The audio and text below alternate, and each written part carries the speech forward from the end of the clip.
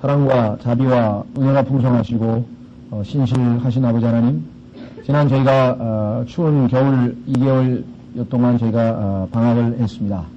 주님께서 그간에도 여러 가지 우여곡절이 많았지만 주님께서 교회 이전과 또 미국의 사역과 또 여러 가지 모든 일들을 주님께서 잘 보살펴 주셔서 이제 저희가 다시 안정된 가운데 새로운 마음으로 하나님 이 킹잼 성경학교 제9기 참 개강을 하게 되었습니다. 아버지 하나님, 저희는 다만 주님께서 말씀하시기를 하나님의 진리의 말씀을 올바로 나누어서 하나님 앞에 부끄러움을 당하지 아니할 인정받을 수 있는 일꾼으로 하나님의 진리의 말씀을 연구하라고 하신 그 하나님의 말씀에 순종해서 저희가 나왔습니다. 아버지 하나님, 저희는 다만 약속하신 대로 진리의 영께서 우리를 모든 진리 가운데로 인도해 주신다고 하는 그 약속을 믿고 하나님의 모든 역사는 진리로만 이루어진다고 하는 사실을 저희가 알고 주님 모든 이 역사가 진리대로 심판받고 진리대로 이루어질 것을 저희는 잘 알고 있습니다. 주님께서 저희를 구원하셨을 뿐만 아니라 또한 저희에게 진리의 말씀을 공부할 수 있도록 복 주신 것을 감사합니다. 이것이 또한 하나님의 뜻이라고 말씀하신 것을 감사합니다. 아버지 하나님, 이 말씀을 통해 저희에게 주실 많은 복을 저희가 기대하고 그 축복을 받기 위해서 저희가 이 시간에 주님 앞에 엎드려 나왔습니다. 주님 도와주셔서 저희로 하여금 하나님 말씀을 깨달을 수 있도록 해주시고 약속하신 대로 주께서는 깨닫는 자에게는 모든 하나님의 말씀은 명백한 것이라고 하셨사오니 저에게 명백하게 하나님의 말씀을 깨달을 수 있도록 도와주시기를 간절히 바라옵고 원합니다. 저희가 이 말씀을 위해 살고 이 말씀을 인해 살고 이 말씀을 참으로 전파하고 섬기고 증거하는 저희 참으로 합당한 하나님의 자녀들 다 될 수 있도록 이 성경학교를 통해서 저희가 성장하는 데 좋은 기회가 될 수 있도록 주님 인도해 주시기를 원합니다. 아버지 하나님, 바라옵고 나오니 무지하고 무능하고 아버지 하나님 참으로 무기력한 자에게 이 사역을 맡기셨는데 주님께서 사역을 맡긴 자에게 또한 능하게 하셔서 이 사역을 감당케 하신다고 약속하신 것을 기억하옵고 주님을 신뢰하고 주님을 의지하오니 이 시간 도와주셔서 이 말씀의 사역을 온전히 감당할 수 있도록 인도해 주십시오. 아버지 하나님, 아직 참석지 못하고 오고 있는 여러 형제자매들 주님 발걸음 인도하셔서 잘 찾게 도와주시고 늦지 않도록 주님 잘 인도해 주시기를 원합니다. 이 시간은 주님 손에 부탁드렸고 우리 주 예수 그리스도 이름으로 기도하옵나이다. 아멘. 금방 그 앞에서 못 찾는 모양이네. 예, 오늘은요, 이번 학기에는, 어떻게 보면은, 좀 상반되는 그런 두 과목입니다. 어떤 의미에서 그러냐면은, 이 스가랴서라고 하는 이 책은, 모든, 거의 대부분의 목회자들도 그렇고요, 일반 성도들도 그렇고, 일반적으로 좀 어려워하는 책입니다. 그러니까 성경에서 가장 어렵다고 하는 책에 속하는데요. 그 이유는, 이 약 6장에 걸쳐서 아주 환상들이 나옵니다. 환상. 여기 지금 개요에 보시면은 그 환상들에서 A, B, C, D로 해서 지금 7가지인가요? 은매와 나무 사이에 있는 말들, 네 뿔과 네 목수, 충량치를 가진 사람, 이렇게 해서 쭉 이 환상들이 나오다 보니까 이 환상들을 어떻게 해석할 것인가, 이건 앞에서 좀 상당히 좀 뭐랄까요? 낙담이 됩니다. 야, 이거 너무 어려운 거 아닌가, 이런 생각이 들기도 합니다. 그건 저도 마찬가지입니다. 그래서 이거 대할 때는 그냥 읽는 것으로 만족했지 공부할 엄두를 별로 내지 못했어요. 더더군다나 이 문제를, 이 책을 별로 다루질 않습니다. 좋은 주석도 별로 없고요. 그 주석이라고 해봐야 예언이 상당히 어둡고 좀 난해하다 이 정도 얘기가 나오지 구체적으로 이것을 제대로 한 그런 주석들이 별로 없습니다.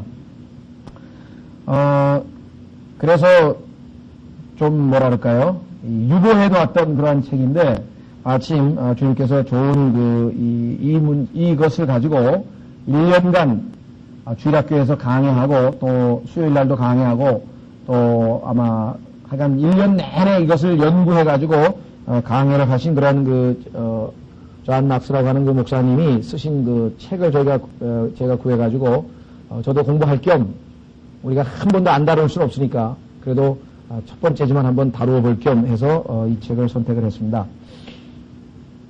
그 존 박사라고 하는 목사님 보니까 로크론 박사가 아주 굳고 칭찬을 하고 또 실제적으로 제가 그분 책을 구입을 해가지고 지금 계속해서 살펴보고 읽고 있는 중인데 계시록 주석이라든가 이런 것을 좀 봤는데 우리가 배운 교리와 거의 똑같습니다. 그리고 아주 깊이 있게 공부를 많이 하셨더라고요. 그래서 완벽하게 이 스가랴서를 이번에 한번 다 소화해낸다 이런 것보다는 그 누구도 손 안 대고 좀 유보하는 그런 책이기 때문에 우리가 주의 신뢰하면서 한번 공부를 시도해본다 그런 자세로 한번 접근을 해보려고 합니다. 그러니까 그와 같은 것을 좀 염두에 두시고 자, 그래서 첫 번째 제일 어려운 책이다. 두 번째는 도움이 될 만한 자료들이 별로 없고 잘 다루지 않습니다. 그러나 성경에 보니까 하나님께서 성령, 진리의 영을 보내셨는데 그 진리의 영이 오시면 우리를 모든 진리 가운데로 인도하신다고 이렇게 약속하셨고 또 하나님의 말씀으로 우리가 잘 비교하면은 성령께서 우리를 가르치신다고 또 약속했고 이와 같은 주님의 약속을 신뢰하고서 우리가 공부를 하는데 이 스가랴서를 공부하는데 우리가 5가지 유의사항이 있습니다. 그 유의사항을 먼저 좀 말씀드리고 자, 첫 번째는요. 이 스가랴서를 공부할 때 우리가 갖추어야 될 것은 뭐냐면 이스라엘 민족을 위해서 하나님께서 이 지상에다가 천년왕국, 천국이라고 우리가 보통 하는 이 천년왕국을 지상왕국을 세우실 터인데 거기에 대해서 아브라함과 다윗에게 하나님께서 언약하신 그 언약의 내용이 있습니다. 그 언약의 내용에 대해서 우리가 분명한 지식이 있어야 되겠다. 왜냐하면 그것이 여기에 예언이 되어 있고 또 성취가 되기 때문에 그렇습니다. 두 번째는 이 언약들, 즉 아브라함과 다윗에게 이스라엘 민족을 위해서 하나님께서 세우시고자 하는 그 분명한 언약들이, 약속들이 문자적으로 성취될 것을 믿는 그런 믿음이 있어야 되겠습니다.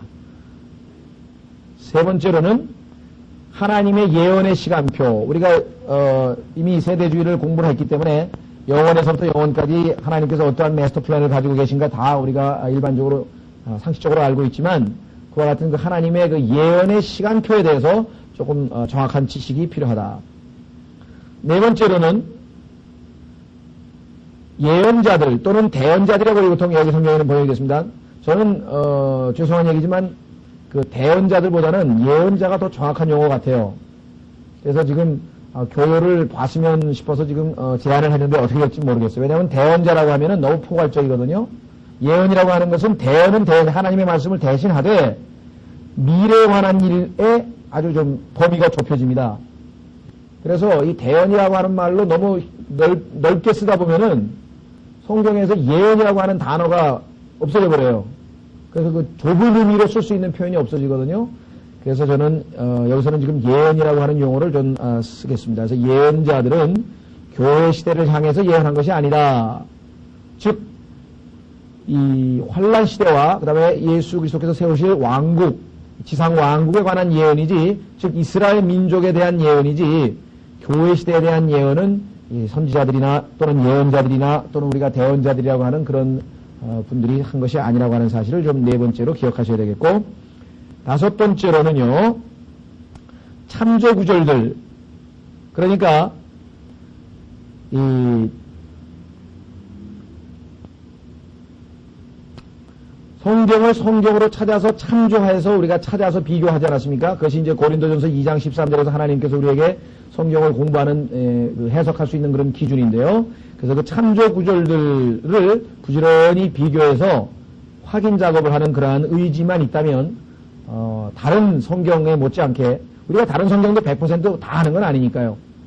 어차피 하나님의 말씀 우리가 이 무한한 인간으로서는 다 파악할 수 없으니까, 그래서 주님께서 우리에게 알려주시고 또 우리의 믿음의 분량만큼 우리의 현재의 그 수준에 맞게끔 아마 충분히 공부할 수 있으리라 이렇게 생각을 합니다. 자, 그래서 이 배경을 조금 말씀을 드리면은 이 스가랴서의 배경은 시대로 치면은 BC 한 520년 됩니다. 왜냐하면은 이것은 성경을 통해서 확인해 볼 수 있는데 스가랴서 1장 1절에 보면은 다리오 왕 제2년 8월이라고 그 연대가 나와 있어요. 스가랴서 1장 1절 한번 보시면 다리오 왕 제2년 8월에 주의 말씀이 이또의 손자요 베레갸의 아들인 대언자 스가랴에게 임하니라. 이렇게 해서 다리오 왕이라고 하는 인물이 역사적으로 실존했던 인물이고 그 인물에 대한 그 연대기는 이미 역사책에 다 나와 있기 때문에, 그래서 그 BC 522년부터 다스렸으니까 BC 520년이다. 이렇게 우리가 추정을 할 수가 있습니다. 정확하게 못 맞겠습니다만은. 자, 여러분도 아시다시피 이스라엘 백성들은 가나안에서 하나님께서 출애굽을 시키셔가지고 광야 생활을 통해서 가나안으로 들어갔고, 가나안에서 여러분 잘 아시는 것처럼 이 사사 시대, 즉 재판관들의 시대를 맞이했죠. 여호수아에 의해서 일단 땅을 정복하고 어느 정도 안정이 됐는데, 그들이 이제 본격적으로 하나님께 반역을 하고 바알을 숭배하고 하나님의 말씀을 거역하기 시작한 것이 소위 말하면 우리가 사사 시대, 짜쥐라고 해서 재판관인데요. 우리가 이 개혁성경에서 그냥 사사란 말을 썼기 때문에 그냥 우리도 그냥 여기에서 책 이름에는 사사란 용어를 그대로 썼고 사사기. 그러나 그 안에는 보면은 재판관이라고 해서 재판관기 이렇게 되어 있습니다. 재판관기. 자, 그 재판관 시대에 그 이스라엘 백성은 하나님께 많은 반역을 했고, 그 다음에 주님께서 왕을 세워주셨는데 그 왕들이 세워진 그 시대에도 역시 마찬가지로 계속적인 그런 타락이 있었습니다. 그래서 하나님께서 결국은 이스라엘을 먼저 치셔서 아시리아로 포로로 사로잡혀가게 하셨고, 그 다음에 바벨론으로 유다 왕국은 606년에 포로로 사로잡히게 되었습니다. 하나님께서 예레미야를 통해서 이 유다 백성이 바벨론으로 포로 사로잡혀가는 그 기간이 70년이 될 것을 말씀하셨죠. 70년간의 그 포로 기간이 있었습니다. 근데 하나님께서 그 70년간의 포로 기간이 끝나갔을 때, 그러니까 메데 페르시아라고 하죠. 성경에는 메데 페르시아라고 하는 그 왕국이 바벨론이라고 하는 왕국을 뒤를 이어서 그 당시에 그 중동 지역, 그쪽 지역을, 고대 근동 지역을 제패하게 됐는데, 이 페르시아라고 하는, 왕국의 왕인 고레스라고 하는, 우리가 보통, 영어로는 이걸 CYRUS니까 코레스라고도 하고요. 영어로 하면 사이러스라고 발음을 합니다. 왜냐하면 C자가 이게 라틴어에서는 K 발음을 하지만 영어에서는 C 발음을 하거든요. 그래서 우리가 뭐, 터키하고 그리스하고 분쟁할 때도 키프로스 분쟁, 그런데 키프로스라고 할 때 C자가 라틴어로 발음하면 키고 영어로 발음하면 그게 사이프러스가 됩니다. 그래서 사이프러스 분쟁이나 키프로스 분쟁이나 같은 말이에요. 그것은 우리가 케사르라고 하잖아요.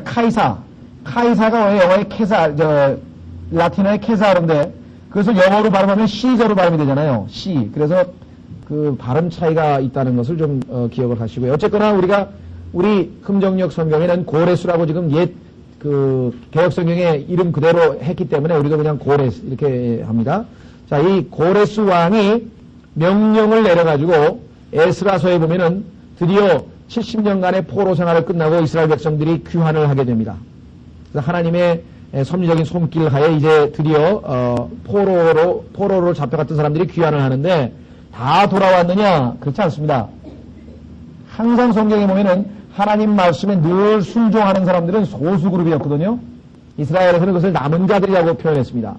소수 그룹들이 하나님께 순종을 하지 교회 시대도 마찬가지고요. 항상 하나님의 말씀에 순종하고 충성되고 그런 사람들은 늘 소수물이었습니다. 예수 그리스도의 12제자 중에서도 항상 이너서클 아래에서 예수 그리스도가 참 마음에 들어하고 잘 따르는 베드로와 요한과 야고보라고 하는 세 명이 늘 같이 다녔죠. 물론 그 중에서도 또 요한은 더 가장 사랑을 받은 사람이었습니다만은 어쨌거나 이 이스라엘 백성들도 고레스에 의해서 고국으로 돌아가서 하나님의 성전을 짓고 나라를 예루살렘을 다시 건설하라고 하는 재건하라고 하는 그러한 명령에 다 순종한 것은 아니었습니다. 상당수의 유대인들이 그대로 머물러 있었습니다. 왜? 아니 지금 70년 동안 와가지고 자리 잡고 잘 살고 거기 그 문화에 적응해서 지금 그나마 뭐라 그럴까 그 포로 생활에 어떤 고달픈 생활을 이제 면하고 그래도 이제 이 페르시아 대제국의 신민으로서 나름대로 딱 자리를 잡아서 살고 있는데 다시 또 거기에 가가지고 완전히 파괴된 거기에 가서 새로 재건하고 고생할 생각을 하니까 상당수의 유대인들은 돌아가지 않았습니다. 이것은 우리 그리스도인들에게도 마찬가지입니다. 겨자씨 비유에서 보듯이 겨자씨는 1년생 나물이라 그랬거든요. 1년생 나물이라고 하는 것은 매년 씨를 뿌리고 낳고 해야 되잖아요. 그런데 그 1년생 나물인 겨자씨를 뿌렸는데 실제적으로 그 자라난 싹씨 나가지고 자라난 것은 겨자나물이 자라난 것이 아니라 성경에 보니까 야자수 나무가 크게 뿌리를 받고 변질이 돼서 나오는 것을 예수님께서 마태복음 13장에 그 겨자씨 비유를 하셨습니다. 1년생이라고 하는 것은 언제 떠날지 모르죠. 이스라엘 백성들이 늘 텐트를 쳐가면서 이동하고 주님이 움직이면 이동하는 그런 순례자여 이 나그네 길을 했던 것처럼 그리스도인들도 그런 삶을 살아야 되는데 그러지 아니하고 이 기독교계가 이 사회의 뿌리를 받고 이 세상의 뿌리를 콱 받고 그래서 나무 가지가 쫙쫙 늘어져서 정말 보기에 좋죠. 세상 사람들로부터도 인정받는 인기가 좋고 그래서 거기에 많은 새들이 깃든다고 했습니다. 새들이라고 하는 건 물론 성경에서 마귀들로 예표되어 있죠. 자, 뿐만 아니라 나중에 이 동일한 사건이 1918년에 시오니즘 운동을 통해서 하나님께서 영국의 외무부 장관인 발포아를 통해서 유대인들에게 전부 고국으로 돌아가서 새롭게 이제 메시아닉 이어 메시아가 오실 때를 이제 준비해야 되는데 그때도 역시 상당수의 유대인들은 돌아가지 않았고 하나님께서 할 수 없이 더 강력한 채찍을 들어서 히틀러를 동원해서 결국은 다 유럽에 안주해 있던 유대인들을 다 고국으로 돌아가게 하는 그런 비극적 역사가 있는 것을 우리는 잘 알고 있습니다. 자, 어쨌거나 상당수의 유대인들은 그대로 남았고 small minority라고 그러죠. 우리가 아주 작은 소수 그룹만이 이 하나님의 성전에 대한 어떤 열망을 가지고 돌아오게 됩니다. 그래서 그들은 총독, 정치가죠. 정치적으로는 스룹바벨이라고 하는 총독에 의해서 리더가 됐고 리더가 이제 총독이 스룹바벨이고 그다음에 종교적으로는 대제사장인 여호수아라고 하는 두 사람의 그 지휘하에 이제 고국으로 돌아와서 하나님의 성전 건축 사업을 하게 됩니다. 그래서 7개월간의 각고 끝에 드디어 제단, 즉 우리가 옛날에는 번제라 그랬죠. 개혁성경에는 번제라고 되어 있는데 우리는 이번에는 이제 태우는 헌물이죠. 태우는 헌물, 하나님 앞에 이 향기가 나는 그 태우는 헌물을 바치는 그런 제단입니다. 그 제단을 7개월 만에 완성을 했습니다. 그리고 나서 2년이 조금 지난 다음에 성전 템플이죠. 이제 그 제단 말고 그 대단 바깥에 있는 그 전체적인 건물이죠. 예배당 건물이라고 할 수 있는 그 성전 건축을 시작하게 됩니다. 이 사실도 우리에게는 영적으로 큰 교훈이 됩니다. 하나님에 대한 경배가 우선시되는 거죠. 경배하는 장소는 이거 둘째 문제라 이 말이에요. 오늘날 예배당 이 교회들이 시험 드는 것 중에 하나가 이 예배당 건축에 너무 신경을 써가지고 그것 때문에 많은 분열이 생기고 뭐 파벌이 생기고 뭐 싸움이 생기고 뭐 그런 일들이 뭐 한두 건 듣는 게 아니라 아주 비일비재합니다. 다행히 그래도 저희 교회는 하나님께 예배드리기 위해서 이 장소부터 구한 건 아니고 저 외국어대학에 강당 빌려가지고 교실 빌려가지고 예배부터 먼저 드리고 나중에 하나님께서 예배당 장소 마련하셨는데 순서가 제대로 된 것 같아요. 유대인들도 처음에 와서 야 성전부터 건축하자 그렇게 한 게 아니라 우선 하나님께 경배하고자 하는 그 제단부터 수리해서 그 다음에 이제 두 번째로 성전 건축을 하게 됩니다. 그래서 이제 기초를 어느 정도 쌓았습니다. 기초를 이제 쌓았고 그 다음에 이제 그 기초 위에 돌도 몇 개 이렇게 쌓아 올렸거든요. 예. 그래서 나름대로 이제 이 공사를 진행 중이었는데 여러분 아시다시피 이 에스라라든가 느헤미야라든가 이 두 책에 보면은 이제 반대하는 사람들이 나타나죠. 반대. 산발랏 뭐 이런 사람들 나타나가지고 반대하는데 그 사람들은 전부 다 사마리아인들입니다. 사마리아인들은 여러분 아시다시피 711년에 아시리아로 북왕국 이스라엘이 멸망당해서 끌려갔을 당시에 그 아시리아 왕이 사마리아의 자기 민족을 거기다가 데려다가 살게 해서 소위 말하면 이민자들이 와서 살게 됐고 유대인들과 혼혈이 되고 그래서 예수 그리스도 당시에는 사마리아인들은 혼혈족이기 때문에 유대인으로 취급받지 못하고 half Jew, half Gentile이죠. 반은 유대인이고 반은 이방인인 그런 족속이기 때문에 유대인들이 개 취급을 하고 아예 쳐주질 않았잖아요. 사마리아 여인이 예수님께 아니 당신은 유대인인데 어떻게 나한테 물을 달라고 하시느냐고 얘기하는 것이 바로 그것입니다. 자, 그래서 이 사마리아 지방, 사마리아 사람들이 이 유대인들이 와서 하나님의 이 성전을 재건하는 것을 이제 방해하게 되죠. 그래서 결국은 이제 중단이 돼버립니다. 그래서 얼마나 강력한 반대에 부딪혔는지 이 유대인들이 고국으로 돌아온 유대인들이 성전 건축을 포기하게 됩니다. 결국은 낙담하고 포기하게 됐어요. 그래서 결국은 약 16년간의 세월이 흘러가게 됩니다. 그러니까 영적으로 아주 뭐랄까 침체기죠. 영적으로 아주 침체된 상태에서 약 16년간의 세월이 지나가게 됐는데 하나님께서 다시 이 페르시아의 왕이죠. 페르시아 왕을 통해서 다시 한번 이 성전 건축을 할 수 있도록 허락을 해줍니다. 그래서 이제 반대는 없어지고 얼마든지 성전을 건축할 수 있는 외적인 환경은 조성이 됐는데 이 유대인들은 영적으로 이미 무기력한 상태에 빠져가지고 느슨하고 태만해서 뭘 해볼 의욕이 없는 거예요. 그때 바로 하나님께서 첫 번째 우리가 이 스가랴 이전에 스가랴는 두 번째고요. 학계라고 하는 선지자 또는 예언자, 대언자 뭐 좋습니다. 그러니까 현재로서는 용어 통일이 좀 어려운데요. 그 학계라고 하는 예언자를 보내셔서 하나님께서 이제 이들에게 성전 건축을 독려하십니다. 하나님께서 모든 여건을 다 마련해서 이제 왕들도 다 허락을 해가지고 그 다음에 허락만 한 게 아니라 성전 건축에 필요한 모든 재원도 그 다음에 자료도 이 건축 재료도 다 제공해주고 도움을 주겠다고 하는데도 불구하고 이들이 영적으로 뭔가 일어날 기력이 없는 것이에요. 경건의 능력이 없는 것이죠. 그래서 이 사람들을 격려하고 새롭게 부흥시키기 위해서 하나님께서 학계라고 하는 선지자를 보내서 이 선지자 또는 예언자가 4번에 걸쳐서 메시지를 전하게 됩니다. 그게 바로 학계서라고 하는 이 예언서입니다. 그래서 학계서를 한번 보겠습니다. 학계서에 보면은 유명한 구절들이 많이 나와요. 거기 뭐냐면 성전을 건축하라. 근데 이것은 유대인들에게 성전 건축하라는 얘기인데 교회 건축하는 데가 써먹는 거예요. 그래가지고 많은 목사들이 학계서들을 갖다가 많이 이용을 했습니다. 그래가지고 이 구절을 가지고 막 심하게 하면 협박도 하고 막 공갈도 치고 그래가지고 막 성전 건축부터 해야 된다고 막 사람들을 독려했었죠. 자, 학계서 보시면은 다리오 왕 제2년 6월 곧 그 달 첫째 달에 주의 말씀이 대언자 학계를 통하여 스말디엘의 아들 유다 총독 스룹바벨과 여호사닥의 아들 대제사장 여호수아에게 임하니라. 이르시되 만군의 주가 이같이 말하여 이르노라. 이 백성이 말하기를 그때 곧 주의 집을 건축할 때가 이르지 아니하였다 하는도다. 이에 주의 말씀이 대언자 학계를 통하여 임하니라. 이르시되 오 너희여 이 집이 피폐하였거늘 지금이 너희가 판자를 붙인 집에 거할 때이냐. 그러므로 이제 만군의 주가 이같이 말하노니 너희는 너희 길들을 깊이 생각할지니라. 너희가 많이 부렸을지라도 적게 거두며 먹을지라도 충분하지 아니하며 마실지라도 마신 것으로 만족하지 아니하며 입어도 따뜻하지 못하며 삭슬 받는 자는 삭슬 받아 구멍난 자루에 넣느니라.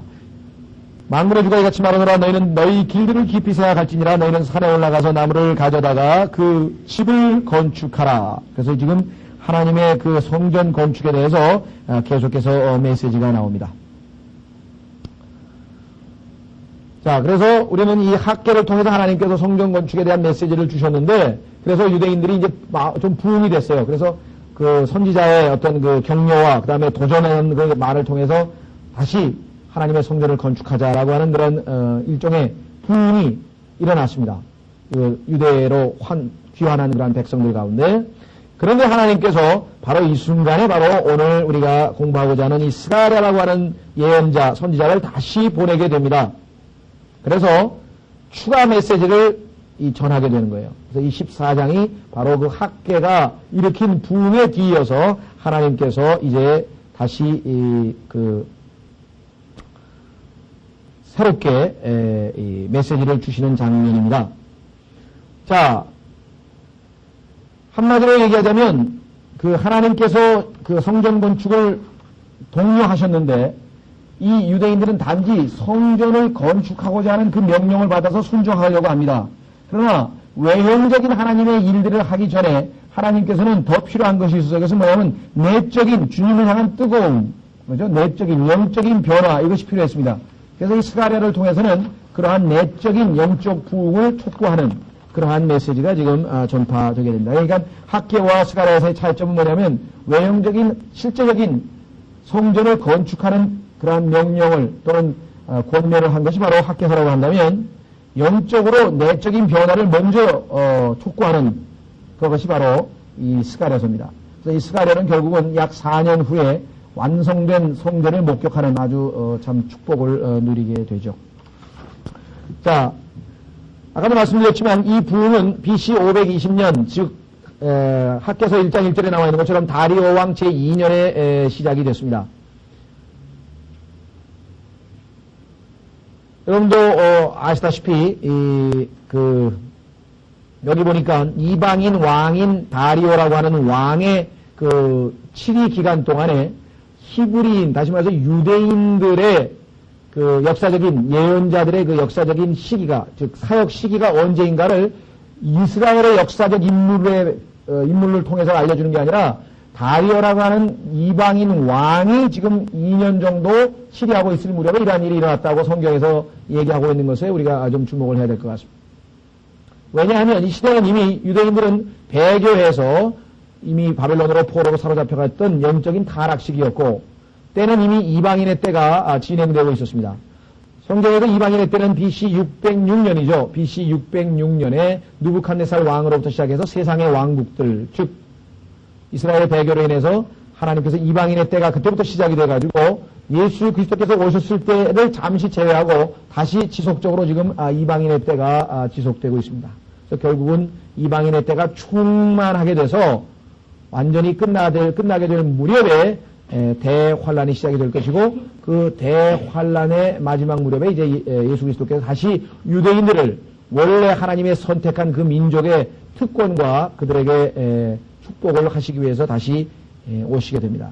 그때 세우게 될 것이 바로 우리가 기대하고 있는 천년 왕국이죠.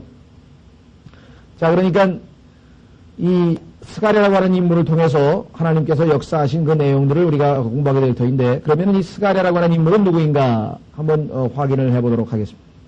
자, 우선 이 스가랴는 여기 보시면은 1장 1절에 다리오 왕 제2년 8월에 주의 말씀이 이또의 손자요 베레갸의 아들인 대언자 스가랴에게만이라 이렇게 되어 있습니다.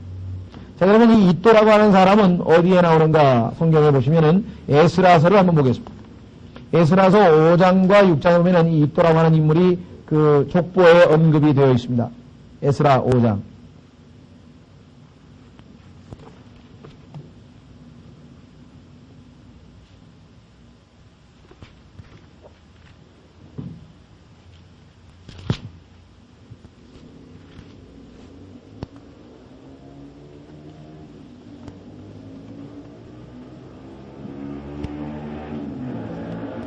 자, 에스라 5장에 보시면은요, 1절.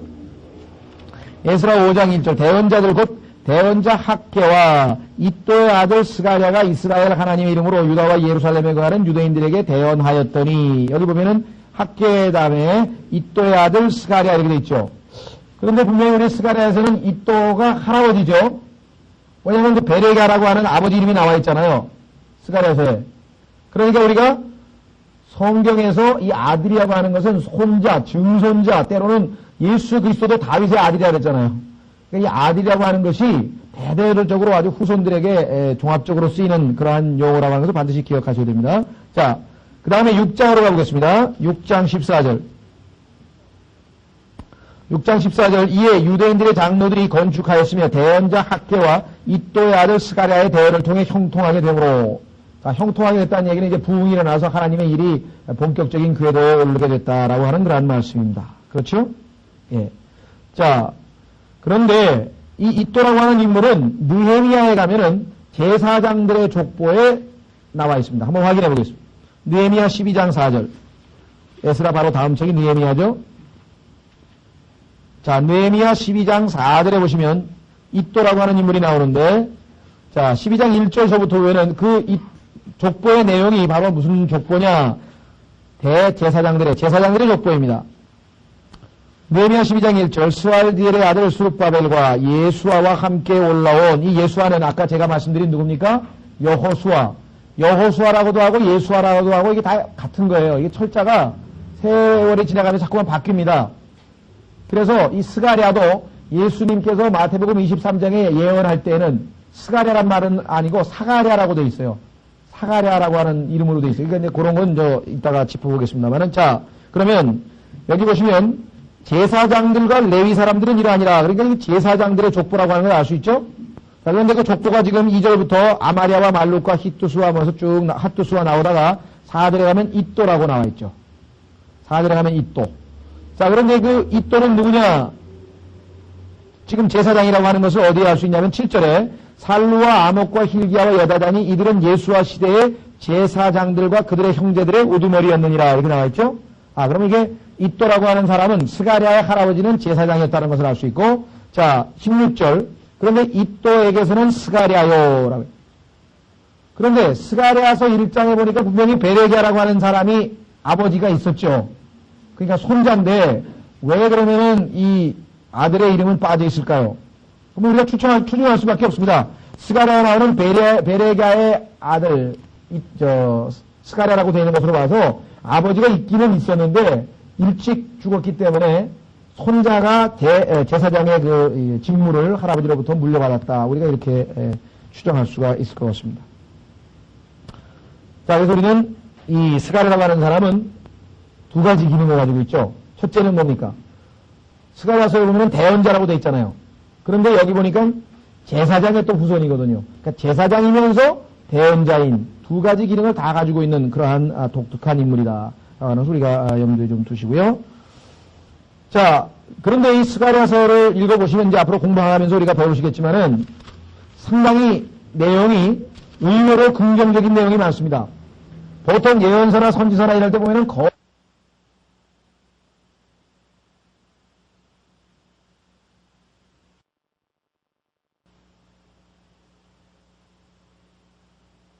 하셔서 왕으로 다시 한번 성전 건축에 대한 어떤 그 허락을 해 주셨고, 그 부흥이 지금 일어나려고 하는 그 시점이거든요. 그렇다면 보통은 책망이 나가야 되잖아요. 이렇게 느슨한 영적인 상태에 대해서 책망을 해야 되는데, 의외로 여기에는 어떻게 보면은 뭐라 그럴까요? 용기를 북돋워주는 그러한 긍정적인 메시지들이 많습니다. 그래서 우리가 이 엘리야도 마찬가지죠. 엘리야도 아주 큰 하나님의 일을 하고 나서 로뎀나무 밑인가요? 나무 밑에 가가지고 이제 이세벨이 죽인다고 하는 그 협박에 그냥 막 두려워가지고 하나님 보고 날 데려가 달라고 막 그런 아주 완전히 그 디프레션이라고 그러죠. 우리가 우울증에 빠져가지고 축 처져 있는데 하나님께서 책망 안 하시고 가가지고 빵 먹여주시고 물 먹여주시고 누굽니까? 까마귀죠? 까마귀 시켜다가. 그런 아주, 참 뭐랄까, 의외의 것들을 우리가 보게 됩니다. 이 하나님 마음을 우리가 여기서도 읽을 수 있어요. 이스라엘 백성들에게 용기를 북돋워 주셔서 이제 본격적으로 하나님의 일을 할 수 있도록 하는 것입니다. 자, 그래서 우리는 이제 이 스가랴서를 공부하는데요. 몇 가지 더 참조 사항들을 좀 말씀드리겠습니다. 이 스가랴라고 하는 인물은 나중에 보면은 아마 순교를 당하지 않았는가 이렇게 추정이 돼요. 왜냐하면 예수 그리스도께서 이 스가랴라고 하는 인물의 죽음에 대해서 마태복음 23장에 언급할 내용이 나옵니다. 한번 확인해 보겠습니다. 그래서 예수님께서는 공식적으로 이 스가랴의 순교, 즉 죽음을 구약의 예언의 마지막, 구약의 예언이 종식된 것으로 이렇게 보통 보게 하십니다. 마태복음 23장에 예수님께서 35절에 이 인물에 대한 언급이 나옵니다.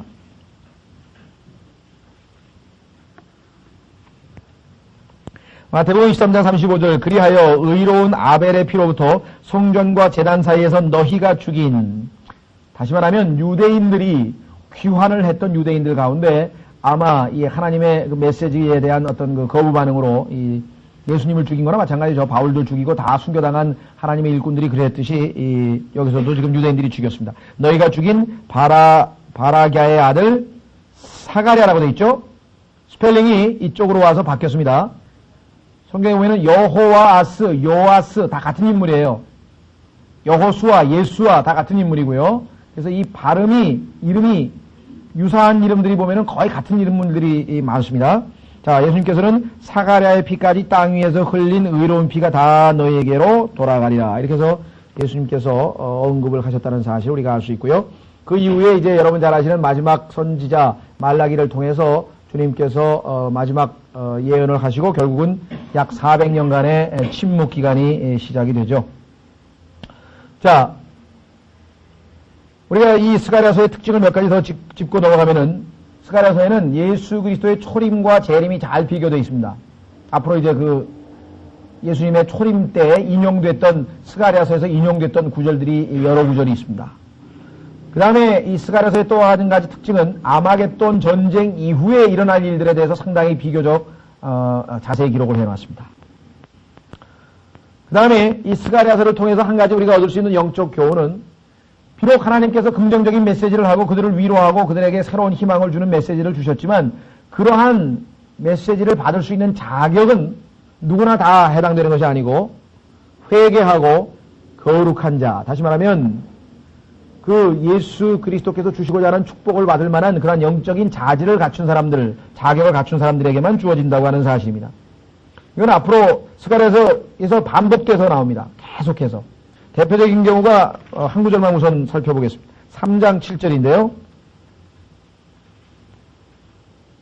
3장 7절에 보면은 조건이 붙어 있습니다. 3장 7절.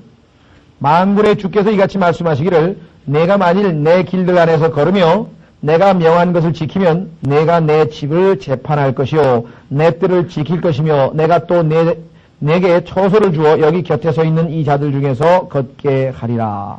여기 보시면 내 길들 안에서 걸으며 명한 것을 지키면 이라고 하는 조건이 붙어 있습니다. 이것은 여러분들이 우리가 이미 세대주의를 공부할 때 많이 공부했던 이스라엘의 회복에 관한 얘기입니다. 이스라엘이 영적으로 회복되어서 환란을 통과하죠. 물론 환란을 통과해서 그러한 엄청난 고난 가운데 이제 영적으로 회복돼서 다시 예수 그리스도께로 마음을 돌이키는 그때에 그 회복된 자들, 다시 말하면 남은 자들이라고도 표현이 되고 회복된 자들이라고 표현하기도 하고 마태복음 25장에서는 10처녀 비유 중에 기름을 예비한 5처녀로 비유되기도 하고 그 다음에 계시록에서는 14만 4천 명으로도 우리가 얘기도 하고 또 히브리서에서는 거룩한 자만이 주를 보리라 이렇게 되어 있는데 예수 그리스도께서 재림할 때 예수님을 볼 수 있는 유대인들은 거룩한 자들만 볼 수 있습니다. 그러지 아니하고 적그리스도와 타협을 하거나 세상에 타협을 하게 돼서 짐승에게 뭐 절을 하거나 형상에 절을 하거나 아니면 666 표를 받거나 이런 사람들은 전부 다 예수 그리스도께서 재림하실 때 입에서 나오는 그 칼에 의해서 다 죽게 된다고 성경은 말씀합니다. 다시 말하면 이 스가랴서에서도 역시 성경적인 기본 원칙, 즉 유대인들 가운데서는 남은 자들만이 하나님의 축복의 대상이 된다. 누구나 다가 아니라고 하는 것이에요. 로마서에서 반복해서 말씀하고 있죠. 한번 확인해 보겠습니다. 로마서 9장 27절. 로마서 9장 27절에 보면은 모든 유대인들이 다 축복의 대상은 아닙니다.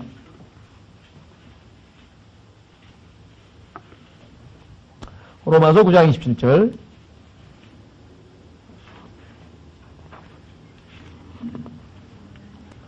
또한 이사야도 이스라엘에 관하여 외쳐 이르되 비록 이스라엘 자손의 수가 바다의 모래 같을지라도 남은 자만이 구원을 받으리라. 남은 자만이 구원을 받으리라고 성경은 말씀합니다.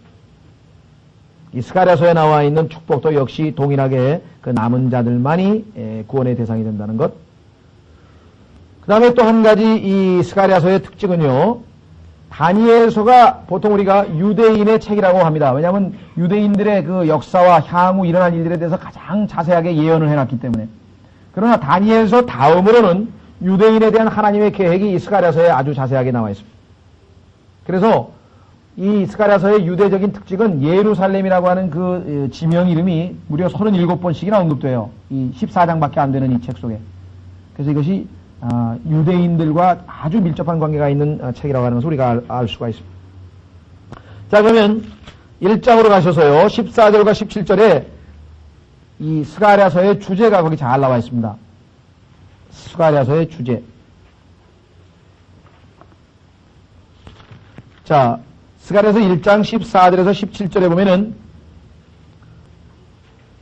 이렇게 기록되어 있습니다. 그러므로 나와 대화하던 천사가 내게 말하되 너는 외쳐 이르기를 만군의 주께서 이같이 말씀하시되 내가 예루살렘과 시온을 위하여 큰 질투로 질투하며 또 안락하게 지내는 이교도들을 아주 심히 기뻐하지 아니하노니 이는 내가 조금 기뻐하지 아니하였거늘 그들은 협력하여 고통을 더하였습니다. 이 말은 뭐냐면 하나님께서 이스라엘을 징계하기 위해서 이방인들을 사용했는데 그 이방인들이 하나님의 징계의 수위를 넘어서 더 하나님의 백성을 괴롭혔을 때 하나님께서는 그 이방인들을 다시 심판하신다고 하는 그러한 이 성경적인 원칙이 나와 있습니다. 16절 그러므로 주가 이같이 말하노라 내가 긍휼히 여기며 예루살렘으로 돌아왔은즉 사람들이 그 안에 내 집을 건축할 것이요 예루살렘 위에 먹주를 치리로다 만군의 주가 말하노라. 또 외쳐 이르기를 만군의 주께서 이같이 말씀하시되 내 도시들이 형통하여 다시 널리 퍼지리라. 주가 다시 시온을 위로하며 다시 예루살렘을 택하리라 하라 하시니라. 즉 이스라엘 백성들이 회복이 돼서 주님께서 이제 다시 이스라엘을 최고의 국가로 만드신다고 하는 이것이 바로 주제이죠. 자, 구체적으로 이 주제를 좀 살펴보면요. 이 예루살렘이라고 하는 도시는 하나님의 은혜로 선택을 받았습니다. 1장 17절 보십시오. 지금 금방 읽은 대로 하나님께서 선택하는 거예요. 다시 택하리라. 2장 12절로 가시면 주께서 반드시 그 거룩한 땅에서 자신의 목 유다를 상속하시고 다시 예루살렘을 택하시리라.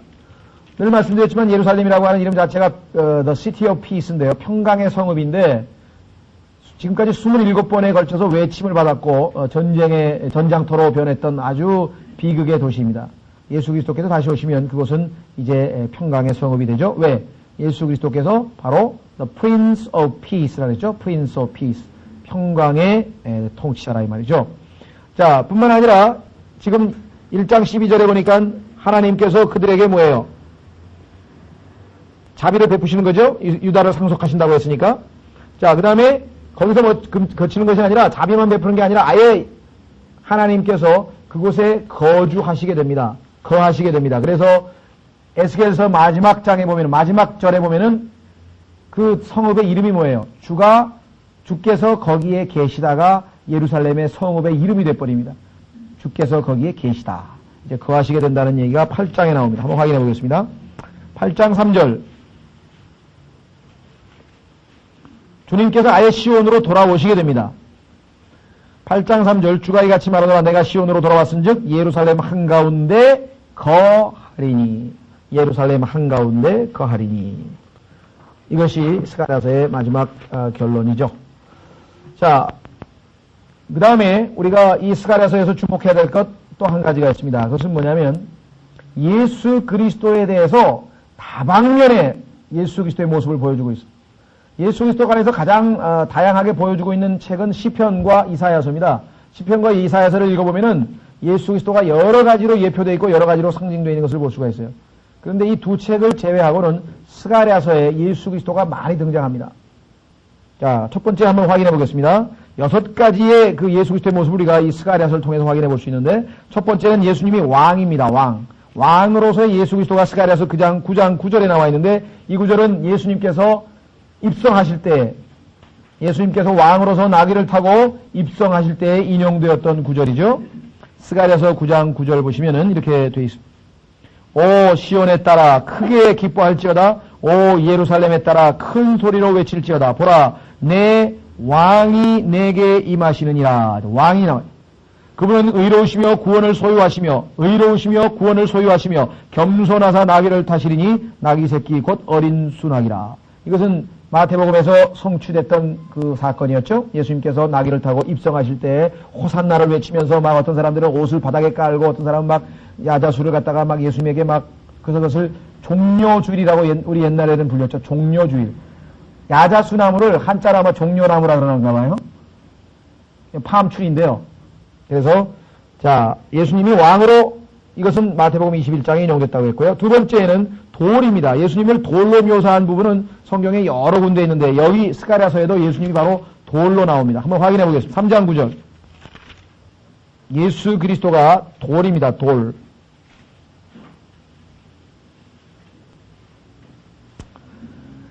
3장 9절 만군의 주가 말하노라. 내가 여호수 앞에 놓은 돌을 보라. 한 돌에 7눈이 있느니라. 보라 내가 거기에 새길 것을 새기며 이 땅의 불법을 하루에 제거하리라. 불법을 하루에 제거하실 수 있는 분 예수 그리스도죠. 자, 그래서 이 돌에 대해서는 베드로전서에도 예수님이 돌로 나오고, 다음에 마태복음에도 예수님께서 자기 자신이 코너스톤이라고 했죠. 모퉁이 돌, 너는 헤드스톤 해가지고 모퉁이 돌도 되고, 그 다음에 뭐라나요? 우리말로 모퉁이 돌, 또 하나 더 무슨 돌이죠? 머릿돌, 머릿돌. 맨 위에 놓이는, 이 피라미드 형태의 그 맨 위에 놓이는 머릿돌. 머릿돌이면서 동시에 또 꼭지점이니까 피라미드는, 그래서 모퉁이돌 또는 머릿돌 이렇게 됩니다. 자, 그래서 예수님께서 이 돌이라고 하는 것은 뭐 성경에 많지만 구약, 한번 이 로마서 9장에서 한번 확인해 보겠습니다.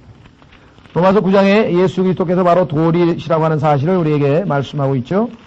31절서부터 33절 보겠습니다. 로마서 9장 31절에서 33절. 자, 로마서 9장 31절. 의의 법을 따라간 이스라엘은 의의 법에 이르지 못하였으니 어찌 그러하냐. 이는 그들이 믿음으로 의를 구하지 아니하고 오히려 율법의 행위로 되는 것처럼 구하였습니다.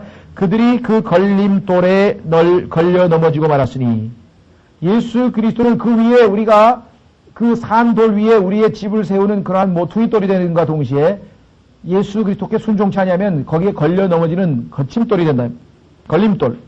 기록된 바 보라 내가 걸림돌과 실족하게 하는 바위를 시온에 두노니 누구든지 그를 믿는 자는 부끄러움을 당하지 아니하리라 함과 같으니라. 자, 세 번째는 예수 그리스도께서 노예로 팔려나갔죠.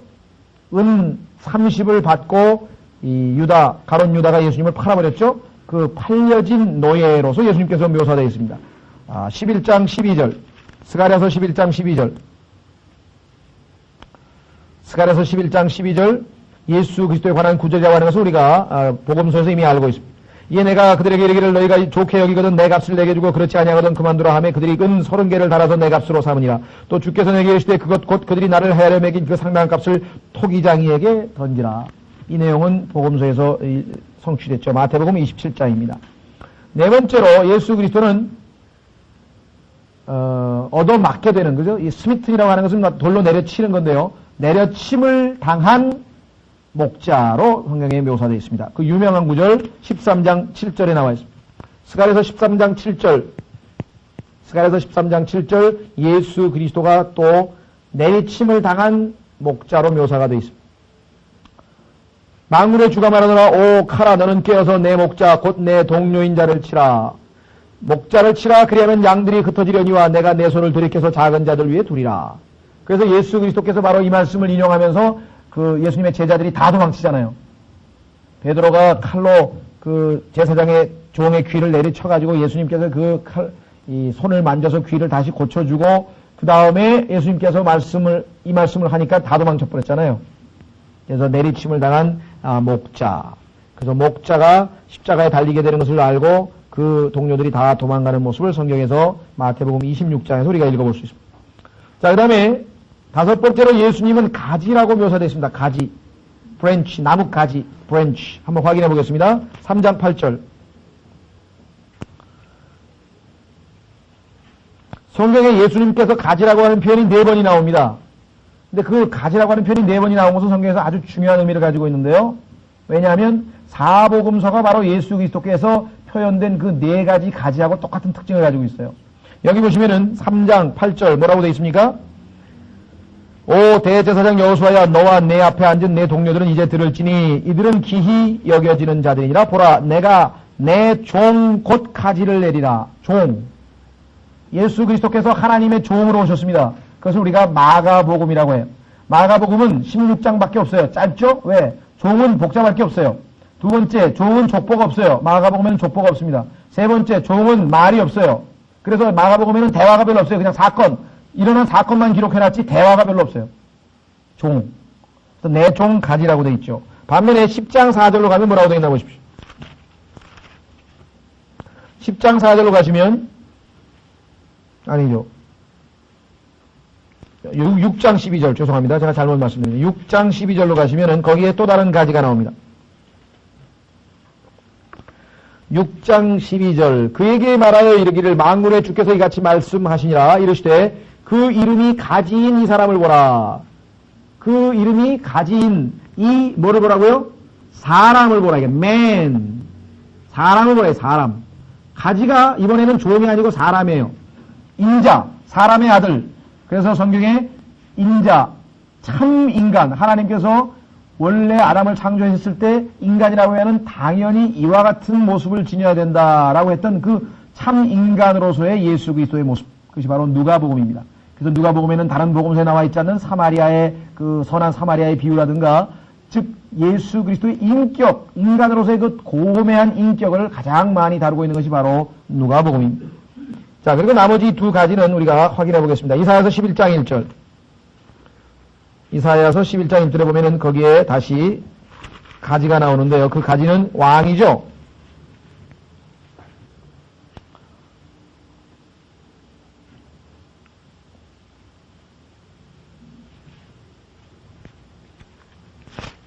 이사야서 11장 1절에 가지가 나오고 4장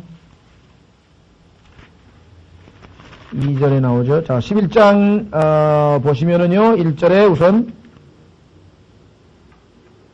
이세 줄기에서 한 막대기가 나며 그 뿌리에서 한 가지가 나서 자랄 것이요. 주의 영 쭉 나오시고요. 여기,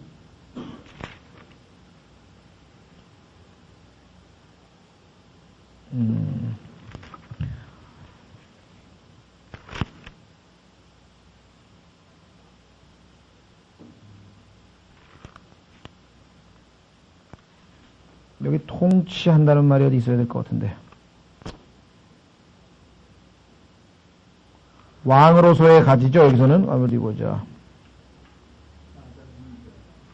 예, 4장 2절에는 지금 여기가 그 주로서 그죠?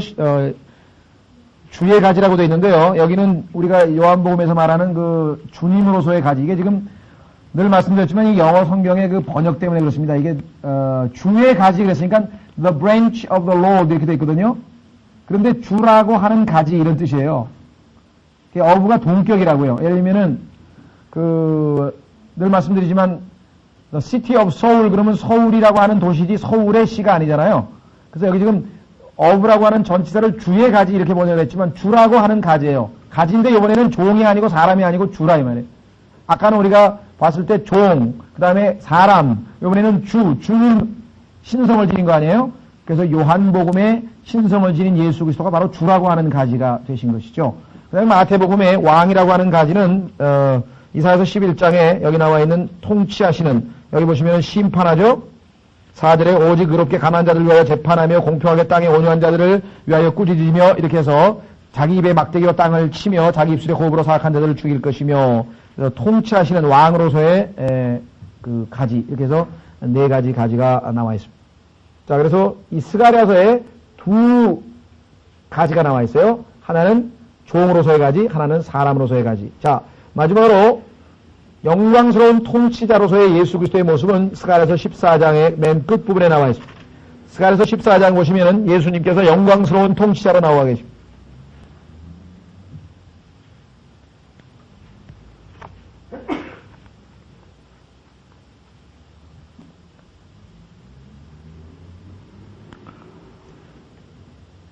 스가랴서 14장 1절에서 4절을 보시면은요, 이스라엘을 위한 주의 엄중한 경고라. 주 곧 하늘들을 펼치시며 땅에 기초를 놓으시며, 아니죠, 14장입니다. 죄송합니다. 12장이 아니고 14장. 예.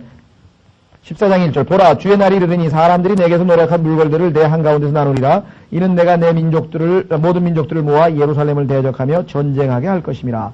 그런즉 그 도시가 함락을 당하며 집들이 강탈을 당하며 여인들이 강간을 당하며 그 도시의 반이 포로가 되려니와 백성의 남은 자는 그 도시에서 끊어지지 아니하리라. 그때 이스라엘 위해서 이제 싸우시는 주님이십니다. 주께서 나아가사 그 민족들과 싸우시되 전에 전쟁의 날에 싸우신 것 같이 하시리라. 이것이 아마겟돈 전쟁이죠. 자, 그래서 결국은 어떻게 됩니까? 예수님께서 다 물리치시고 16절 모든 이방 민족들이 굴복해서 예수님께 경배하러 오는 장면이 16, 17절에 나와 있습니다. 예루살렘을 치러왔던 모든 민족들 중에서 살아남은 모든 자가, 계시록에 보면 아마 2분의 1이 죽죠. 전 세계 인구의 한 2분의 1이 죽는데 살아남은 자가 해마다 올라와서 그 왕 곧 만군의 주께 경배하며 장막절을 지키리라. 땅의 모든 가족 중에서 그 왕 곧 만군의 주께 경배하러 예루살렘에 올라오지 아니하는 모든 자들에게 주께서 비를 내리지 아니하실 것인즉. 그렇게 해서 왕으로 등극하시는 예수 그리스도, 영광스러운 통치자죠. 자, 이렇게 해서 예수 그리스도에 대해서 6가지로 이 스가랴서에서는 자세하게 묘사하고 있습니다. 아까 제가 한 가지 그 왕으로서의 가지를 한번 그 성경 구절을 다시 한번 찾아보겠습니다. 아까 제가 그냥 그 이사야서 11장 1절에만 찾았는데 거기는 왕이라고 하는 용어가 없는데 예레미야 23장에 보면 정확하게 왕이라고 하는 용어가 나옵니다. 한번 확인해 보겠습니다. 이왕 우리가 그 가지 4개를 정확하게 이미 배웠으니까요. 예레미야 23장 5절에 보시면 예레미야 23장 5절에 보시면 거기 정확하게 왕이라고 하는 가지가 나온 것을 우리가 확인해 볼 수가 있습니다. 자, 주가 말하노라. 보라, 날들이 이르리니 내가 다윗에게 한 의로운 가지를 일으킬 것이요 한 왕이 나와 있죠. 통치하고 형통하여 땅에서 공의와 정의를 집행할 것이며, 이렇게 되어 있습니다. 자, 그래서 우리는 이제 다음 주부터 이제 본격적으로 1장 1절서부터 한 구절씩을 공부하게 됩니다.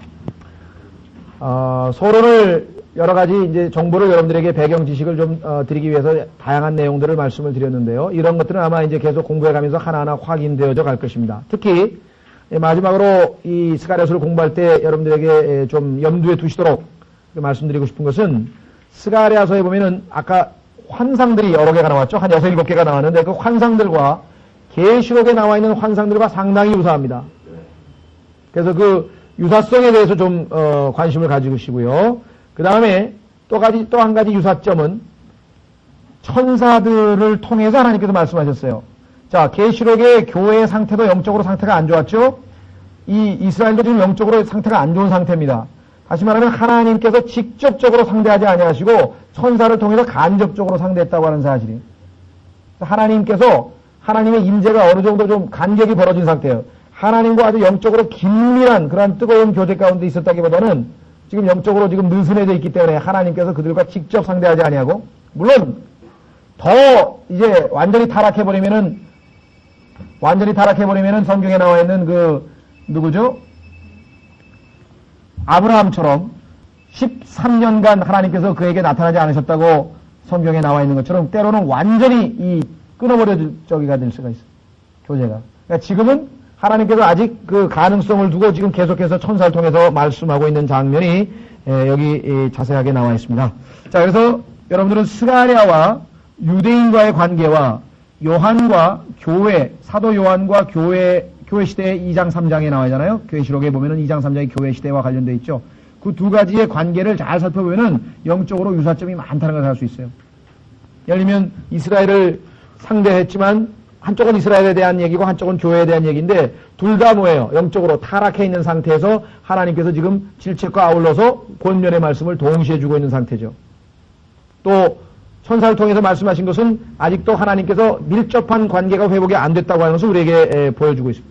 그럼에도 불구하고 하나님께서 최종적인 결론은 영광스러운 아주 소망된 메시지가 있습니다. 그런데 그 소망된 메시지를 받을 자격이 있는 사람들은 누구냐? 그 앞에 보니까 바로 회개하고 영적으로 회복이 되어진 자들에게만 그 축복이 가능하다. 이렇게 지금 나와 있습니다. 그래서 우리는 이 스가랴서와 계시록과의 유사성도 계속해서 공부해가면서 하나둘씩 점검해 가도록 그렇게 하겠습니다. 오늘은 스가랴서 말씀드린 것처럼 어려운 책이지만 하나하나 우리가 찾아가면서 주님께서 허락해 주시는 범위 내에서 한번 그래도 스가랴서를 공부해봤다. 이건 아주 대단한 일인 것 같아요. 왜냐하면 웬만한 사람 손 안 대고 그냥 넘어가 버리거든요. 우리 주님 도와주실 대로 한번 공부하도록 그렇게 하고요. 좀 쉬었다가 우리 두 번째는 기독론에 대해서 하겠습니다. 지난번에 우리가 인간론, 구원론, 그래서 이것을 인간과 구원에서 15개 우리가 15주에 걸쳐서 했고, 신론 8번에 걸쳐서 하나님에 대해서 했고, 그 다음에 성경의 핵심 중에 핵심입니다. 어떤 분들은 예수 그리스도에 대해서 사복음서에서 다 아는데 스토리도 다 알고 모든 걸 다 아는데, 그러나 의외로 많은 사람들이 예수 그리스도에 대해서 잘 몰라요. 왜냐하면 예수님께서 말씀하시기를 성경이 나에 대하여 기록한 거라거든요. 구약에도 예수 그리스도에 대한 얘기가 지금 오늘 봤잖아요. 이 스가랴서에 예수 그리스도를 6가지로 묘사하고 있다는 사실을 우리 그렇게 인식하고 있는 그리스도인들이 별로 많지 않습니다.